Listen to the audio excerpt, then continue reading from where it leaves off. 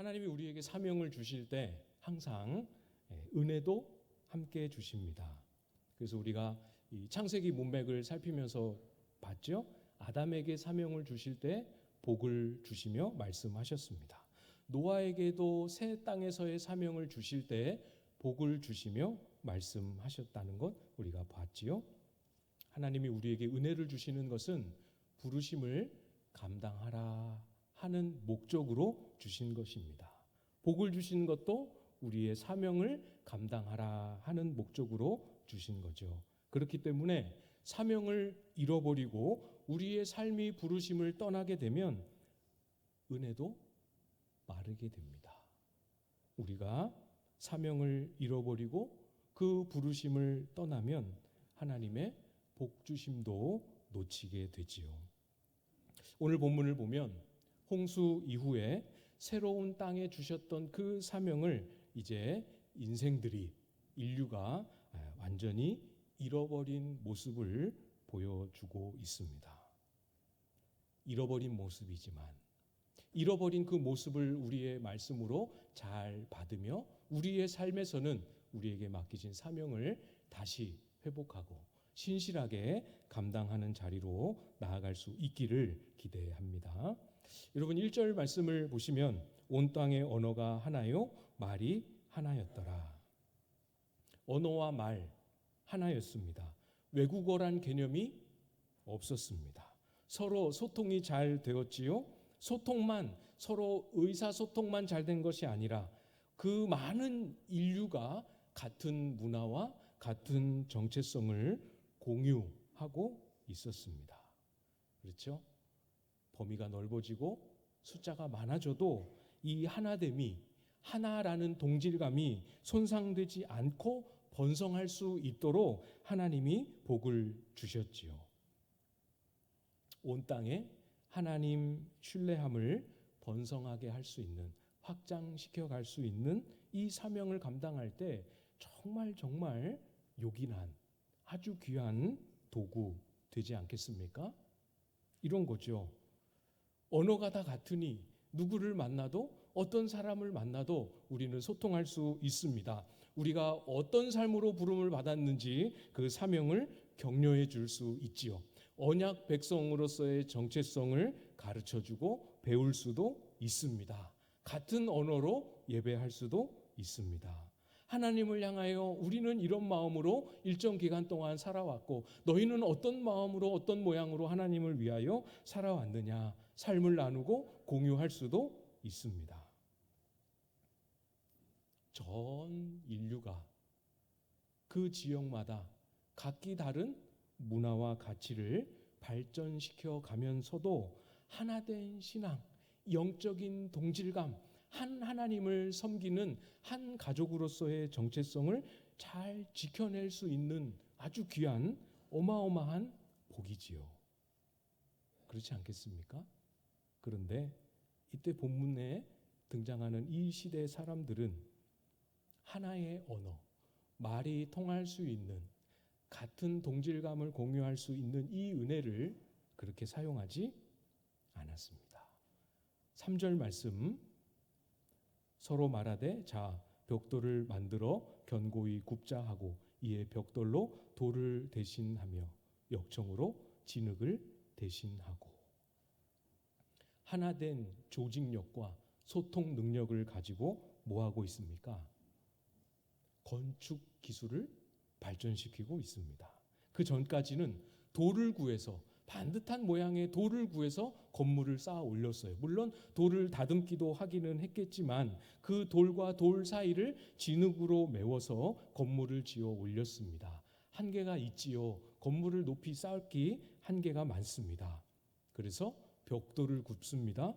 훨씬 더 강도가 높은 벽돌을 이제 가공해내는 기술을 만들었습니다. 그리고 그 벽돌과 벽돌 사이를 진흙 말고 역청으로 발라서 더 튼튼하고 견고하고 물이 새지 않게 잘 만들 수 있는 기술을 획득했습니다. 여기까지는 괜찮아요. 그렇죠? 좋지요? 그런데 이 발달된 건축 기술로 뭘 시도합니까? 사명을 감당하려는 그 목적에 썼다면 너무너무 좋았을 텐데, 하나님도 기뻐하셨을 텐데. 4절 말씀 보십시오. 4절 여러분이 한번 읽어주시겠습니까? 4절 시작.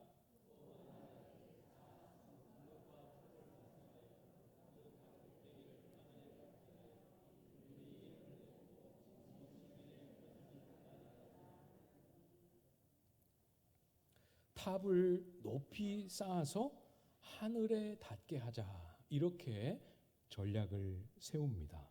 지금 뭐 하려고 하는지 여러분 보이십니까? 이 모든 내용을 종합을 해보면, 그래서 아주 쉽게 표현을 드리면 이런 겁니다. 구워서 만들어내는 그 벽돌로 우리 이 많은 인류가 생존할 수 있는 거대한 방주를 만들자. 여러분, 이 사람들이 들어서 알고 있습니다. 직접 경험은 못했지만 들어서 알고 있습니다. 무엇을요? 홍수의 경험을. 여러분, 홍수의 인생들이 휩쓸려서 큰 멸절을 경험하게 된 원인이 무엇입니까? 잘 다듬어지지 않은 돌과 진흙으로 건물을 쌓았기 때문에 그것이 물을 견디지 못하고 쓰러진 이것 때문에 사람들이 멸절당했습니까? 아니잖아요. 그렇죠? 그런데 벽돌로 하면, 벽돌을 구워서 단단하게 하면, 그리고 그 벽돌과 벽돌 사이를 진흙 말고, 그거는 실패했으니까 그 사이를 방주에 발랐던 그 역청으로 하면 될 수 있지 않겠느냐, 이런 생각을 품은 것입니다. 또 방주를 하나님이 물에 잘 띄우셔서 노아와 그 가족과 동물들이 살아남도록 하시지 않았습니까? 방주를 띄워주셨던 그 하나님의 놀라운 은혜를 자기 힘으로, 건축 기술로 모방합니다. 높이 쌓자 하는 말이 그런 의미죠. 하늘에 닿을 수 있도록 높이 높이 쌓아 올리면 하나님이 혹시 또 홍수를 보내셔도 하나님 계신 그곳까지 우리가 올라가 닿아서 우리가 글로 피할 수도 있고 거기에 거처를 마련할 수도 있으니 홍수에 휩쓸리지 않을 것이다. 어떻습니까? 좀 지혜롭고 현명해 보입니까? 몹시, 말로 할 수 없이 몹시 어리석지요. 어리석지요. 뭐가 어리석음입니까? 과학 지식이 부족해서 그 벽돌로 쌓으면 아무리 넓게 높이 올려도 하늘에 닿을 것이다, 이렇게 생각하는 것이 어리석음입니까? 물론 그것도 무지함이요 어리석음의 일부분은 맞습니다. 그렇지만 이때 이 언어가 하나였던 인류가 도모한 행동의 어리석음의 진짜 내용은 무엇입니까? 뭐가 어리석음입니까?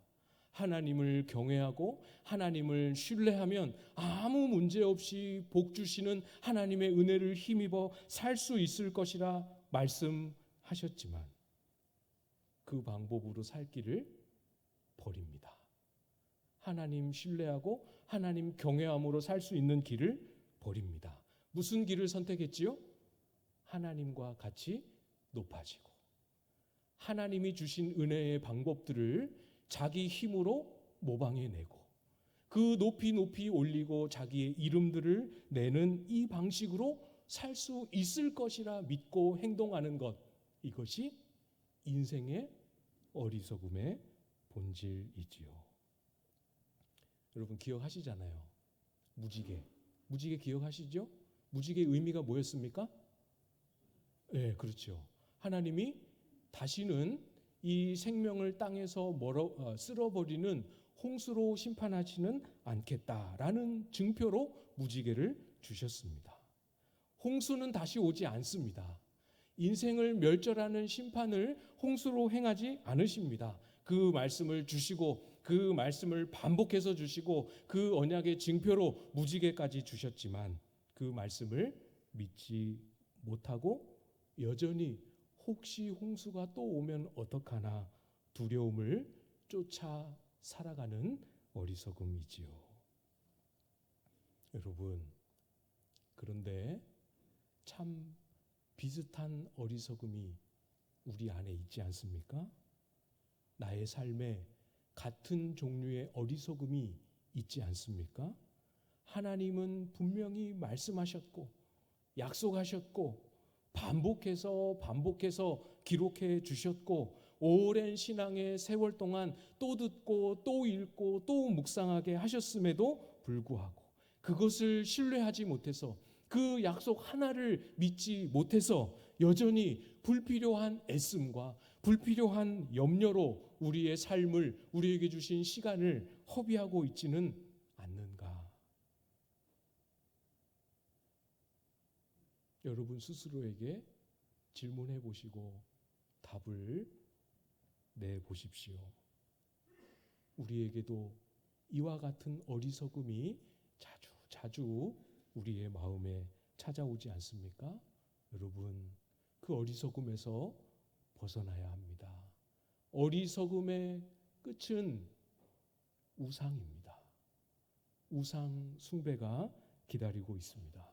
출애굽기 32장 1절 말씀을 제가 읽어드리겠습니다. 여러분 잘 들어보십시오. 백성이 모세가 산에서 내려옴이 더딤을 보고 모여 백성이 아론에게 이르러 말하되 일어나라 우리를 위하여 우리를 인도할 신을 만들라. 이 모세 곧 우리를 애굽 땅에서 인도하여 낸 사람은 어찌 되었는지 알지 못함이니라. 모세가 잠시 산에 올라간 사이 그것을 못 참고 그것을 못 기다리고 하나님 앞에 그 염려와 불안을 참지 못하여 우상을 만들 계획을 시도하고 있습니다. 우리를 인도할 신을 만들라. 여러분, 이스라엘이 아무것도 없어서 붙잡을 만한 아무것도 없어서 우상을 만들려고 아론에게 찾아간 것이 아닙니다. 여러분, 이스라엘에게 말씀을 안 주셔서 그런 것도 아닙니다. 이스라엘이 체험이 부족한 것도 아니었습니다. 이스라엘이 어땠습니까? 바로 아래 있을 때 애굽에 종살이하고 있을 때 애굽에 내린 10가지 재앙을 그들의 눈으로 똑똑히 경험했습니다. 홍해를 건너게 하시는 이적도 경험했습니다. 광야에서 만나를 주시고 구름 기둥과 불 기둥으로 인도하시는 것도 다 경험했습니다. 출애굽기 19장 이하에서는 하나님과 시내 산에서 언약을 맺으며 약속의 말씀도 받았습니다. 다 주셨고요. 다 필요한 것 공급해 주셨고요. 말씀해 주셨습니다. 우리에게도 여러분 기억하십시오. 다 주셨습니다. 필요한 거 다 약속해 주셨습니다. 말씀해 주셨습니다. 우리의 사명입니다. 우리에게 주신 시간, 우리에게 주신 건강, 우리에게 주신 힘과 능력, 은사와 재능 다른 데 말고 주님이 우리에게 주신 그 약속을 기억하고 배우고 그 약속을 붙드는 일에 사용하십시오. 그것이 우리가 잃어버린 사명을 회복할 수 있는 길을 열어줄 것입니다. 이 어리석은 인생들에게 하나님이 찾아오셨습니다. 6절 말씀이지요. 우리 같이 한번 읽어볼까요? 6절 시작. 여호와께서 이르시되 이 무리가 한 족속이요 언어도 하나이므로 이같이 시작하였으니 이후로는 그 하고자 하는 일을 막을 수 없으리로다. 하나님이 주신 한 언어라는 복을 이런 방식으로 쓰니 이것으로 이 복으로 더 나쁘고 더 악한 일을 더 많이 벌이기 전에 이 인간들의 역사에 개입해야겠다. 하나님이 작정하셨습니다. 그리고 어떻게 개입하십니까? 7절 말씀해 보시면 자 우리가 내려가서 거기서 그들의 언어를 혼잡하게 하여 그들이 서로 알아듣지 못하게 하자 하시고 하나님이 개입하시는 방법 이때 처음으로 언어의 분화가 일어나게 됩니다. 서로의 말을 알아듣지 못하게 됩니다. 같은 언어로 같은 마음, 같은 신앙을 공유할 수 있었던 하나됨을 누릴 수 있었던 복을 거두어 가셨어요. 하나님이 주신 복이지만 잘 기억하십시오. 거두어 가셨습니다. 하나님이 우리에게 주신 것을 하나님을 위하여 쓰지 아니하고 하나님의 방식대로 사용하지 아니하고 하나님을 위하여 드리지 아니하면 이것처럼 오늘 본문에 보는 것처럼 열매가 없습니다. 허망합니다. 우리의 인생이 무엇을 위하여 어디를 표대 삼고 달려가야 할지, 무엇에 에너지를 쓰며 우리의 인생을 채워가야 할지 여러분 잘 점검하고 확인할 수 있으시겠지요? 나를 위해서, 내 욕심을 위해서, 나의 성공을 위해서, 그것 위해서만 쓰면 하나님이 주신 복이어도 은사여도 거두어 가십니다. 정말 두려운 마음을 가져야 합니다. 은사를 거두어 가시기도 하지만 은사는 그대로 두고 그 은사를 쓸 때 맺힐 것이다 약속하셨던 열매를 거두어 가시기도 합니다. 그래서 여러분이 귀에 뉴스로 들려지고 다른 교회에서 들려지고 하는 교회가 들려주는 소식들이 어떤 소식들이 들려지고 있습니까? 여러분, 아무리 능력이 탁월해서 우리가 해낼 수 있는 많은 경건의 모양과 화려한 외관들을 만들어낼 수 있다 할지라도 이것을 주를 위하여 주님이 기뻐하시는 방식과 주님이 기뻐하시는 이름을 위하여 쓰지 않으면 열매가 사라집니다. 사람이 회심하고 영혼이 변화되어지고 인생이 뒤바뀌어졌다는 그 회심의 역사를 보고 듣고 그런 소문 듣기가 너무너무 어려운 시대가 되었습니다. 교회를 오래 다녀도 인생이 변화되더라. 교회를 다녔더니 내 관계가 새로워지더라. 가정이 회복되더라. 교회를 오래 다니며 예수 그리스도 안에 있는 믿음을 가졌더니 그 속에 하나님이 살아계심이 보이고 경험되더라. 이렇게 하나님만이 하실 수 있는 강권적인 하나님의 역사하심의 소식들은 들어보기 너무 어려운 시대가 되었습니다. 물론 열매가 끝나지 않았습니다. 아직도 그런 소식들이 간간히 들려옵니다. 여러분, 두려운 마음으로 우리 자신과 우리의 공동체를 돌아봐야 하지 않겠습니까? 화려한데 있을 건 다 있는데 하나님이 보이지 않는 그런 나의 삶은 아닌지 한번 돌아보십시오.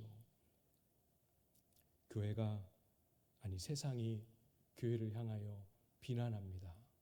손가락질합니다. 교회가 어떤 일이 있었다 하는 뉴스가 뜨면 그 밑에 달리는 댓글들은 차마 눈뜨고 볼 수 없는 글들이 막 달립니다. 그러나 그렇게 교회를 향하여 손가락질하는 세상을 바라보고 뭐라 말할 자신이 없습니다. 두렵습니다. 여러분, 내가 한 행동이 아니고 우리 교회는 그런 일이 일어나지 않았으니까 괜찮다 이렇게 말할 수 없습니다. 그렇죠? 우리끼리만 한 몸이 아니고 옆에 있는 교회도 광안동 지역의 광교협 8개 교회도 대한민국의 모든 교회들도 예수 그리스도를 머리로 한 몸이요 한 지체입니다. 내가 괜찮으니 괜찮다 이렇게 말할 수 없지요. 정말 내가 그 행동을 하지는 않았지만 괜찮은지 그것도 확신할 수 없지 않겠습니까? 사랑하는 여러분, 여러분은 광안제일교회 성도로서 광안제일교회의 한 몸 된 지체로서 이 교회를 품는 어떤 고민, 어떤 염려를 갖고 계십니까? 교회를 바라보며 어떤 애끓는 마음의 기도를 하나님 앞에 드리고 있으십니까? 우리 교회에 사람이 부족하다. 젊은 연령대의 인원이 부족하다. 일할 사람이 없다. 맞지요. 안타깝지요. 저도 그것을 위하여 기도하고 있습니다. 그렇지만 그 자체가 걱정되지는 않습니다. 재정이요? 우리가 재정이 막 넉넉하지는 않지만 그것 위해서 기도하지만 그것 때문에 걱정하거나 근심하지는 않습니다. 그러나 제 마음에 목회자로 가지는 근심과 염려가 있습니다. 그건 디모데후서 2장 21절 말씀에 따른 염려이지요. 제가 읽어드릴 테니까 잘 들어보십시오. 그러므로 누구든지 이런 것에서 자기를 깨끗하게 하면 귀히 쓰는 그릇이 되어 거룩하고 주인의 쓰심에 합당하며 모든 선한 일에 준비함이 되리라. 어떤 염려인지 아시겠어요?